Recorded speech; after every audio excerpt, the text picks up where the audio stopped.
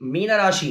ఈ యొక్క మీనరాశి వారిలో కూడాను పూర్వభాద్ర, ఉత్తరభాద్ర, రేవతి నక్షత్రం వారందరూ కూడాను ఈ యొక్క రెండవ పక్షమున అంటే అక్టోబర్ 15వ తేదీ నుండి అక్టోబర్ 31వ తేదీ వరకు ఎందుకో ఈ రాశి వారికి అధికంగా కోపం అనేది కూడా మీరు చేస్తూ ఉంటారు.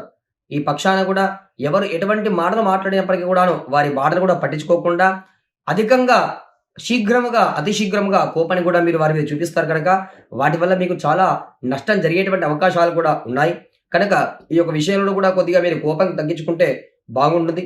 దానితో పాటు కూడాను మీన రాశి వారు దీనికి గురుడు అధిపతి కనుక ఎవరైతే దత్తాత్రేయ స్వామి వారికి ఆరాధన చేస్తుంటారో అటువంటి వారి వలన కాస్త కోపం తగ్గేటువంటి అవకాశాలు చాలా ఉన్నాయి. దానితో పాటు గురువారం ఉదయాన్నే దత్తాత్రేయ స్వామి వారి ముందు గోధుమ పిండి చేత ఆవు నెయ్యి వేసి దీపారాధన చేస్తూ చుట్టూతా కూడా కింద పసుపు రంగు పూలను కూడా పెడుతూ స్వామివారికి అర్చకుల స్వామివారికి ఒక పసుపు రంగు పంచని కూడా దానం ఇచ్చినట్లయితే వారికి అనేక శుభాలు కూడా జరుగుతాయని మనం ఖచ్చితంగా చెప్పవచ్చు.